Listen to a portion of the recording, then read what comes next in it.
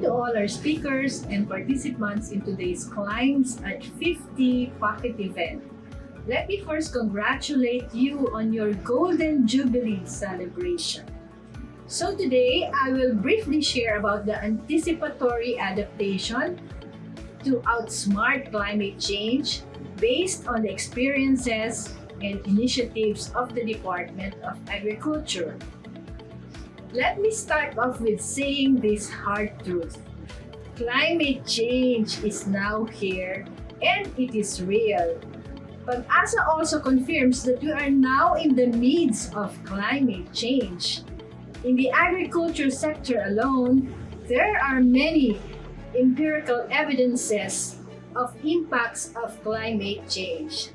There is increased temperature, sea level rise, reduced water for irrigation, occasional deaths in poultry, and frequent and strong typhoons. Among the sectors in our country, our farmers and fishers will bear the greatest brunt since 1 out of 3 farmers and fishers are poor, according to the Philippine Statistics Authority.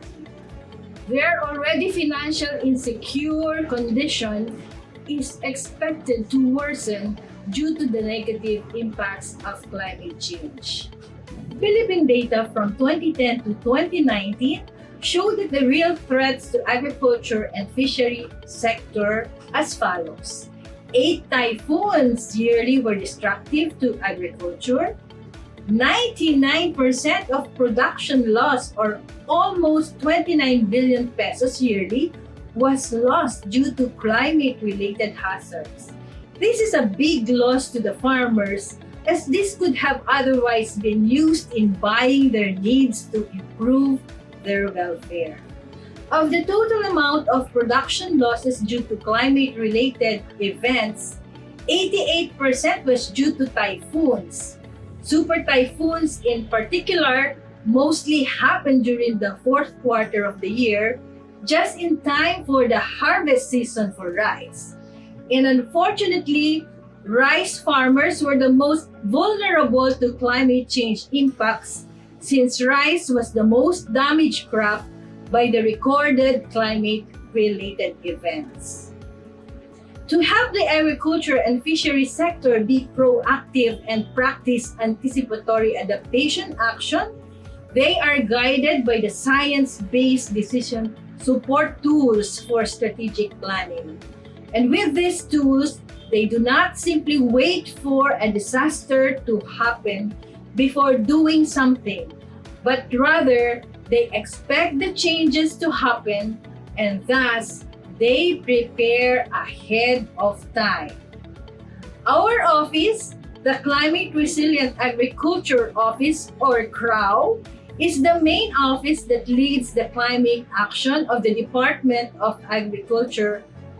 And I will share you these tools we have developed for use by farmers and fishers, by local government units, and other planners. As I go along, hopefully, you also get to identify possible areas where these tools can be useful to your cooperative. The first tool is the National Color-Coded Agriculture Guide Map, or the NCCAG map. The NCCAG map identifies crops that are naturally suitable given their physical, edaphic, and agronomic requirements. It also shows the projected climate-induced hazards of flooding, drought, landslide, erosion, sea level rise, storm surge, saltwater intrusion, extreme winds of any area in the country, which can then guide in identifying location-specific climate adaptation measures. You can now use this tool, which is science-based, in deciding what to fund and what to insure. With this, the guesswork in agriculture is over.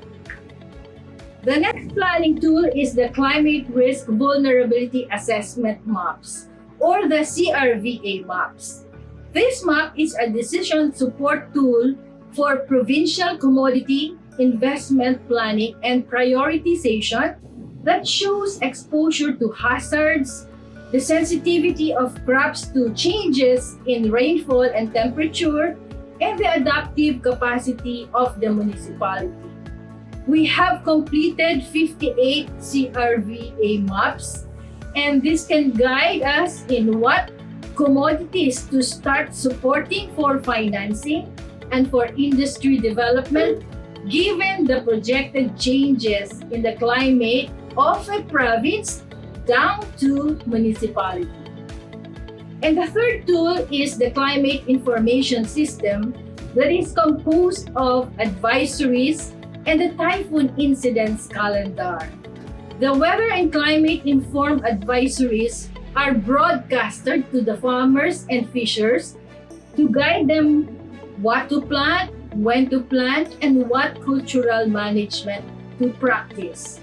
Meanwhile, the typhoon incidents calendar guides the farmer of the appropriate adjustments of their crop planting schedule to avoid typhoons.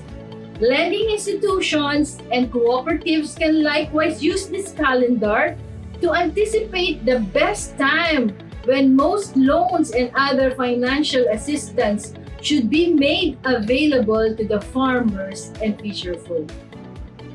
All these tools are free for use. They can be guides to adjust to adapt to, and recover easily from a climate-related phenomenon. Adjusting cropping calendar can be used on the typhoon incidents calendar. To avoid typhoons, the rice farmers are advised to match their harvest time on green months when there is no typhoon. As they avoid typhoon, they also avoid potential financial loss.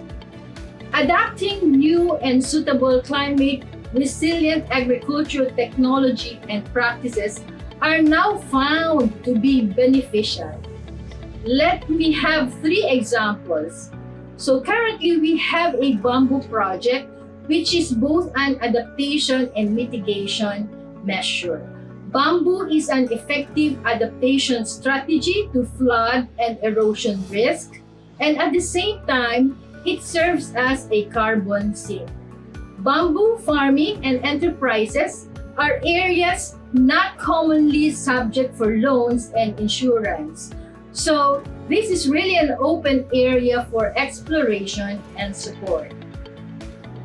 In one of our studies through our partnership with the International Center for Tropical Agriculture or CIAT, the suitability of shifting to cacao and coffee in the southern part of the Philippines is found to be profitable come 2030 due to projected changes in rainfall and temperature. This shift is seen as a beneficial investment. Slow onset event, specifically saltwater intrusion in Bicol, proved the infeasibility of planting rice in the affected areas despite their planting of developed salt-tolerant rice varieties.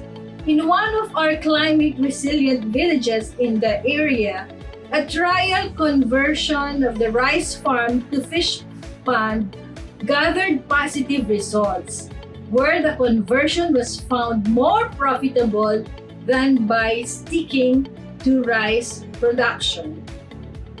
Recovering easily after a climate disaster is where social institutions like you occupy a critical role. If the adaptation and mitigation fails, social protection prevails. Institutions like you are in the best position to ensure that farmers are protected. Or if damage occurs, which in reality cannot really be 100% avoided, then you will be agents to help them build back better. As we intend to outsmart climate change, we can exploit the use of these planning tools in granting insurance and loan services for the most vulnerable farmers and fishers. We can expand the use of these tools as seen fit to determine who should be prioritized and when is the best time to provide insurance and credit packages.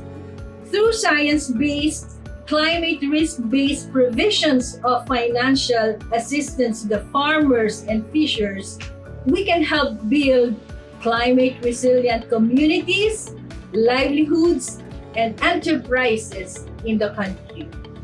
Thank you for listening, and again, my warmest congratulations to you.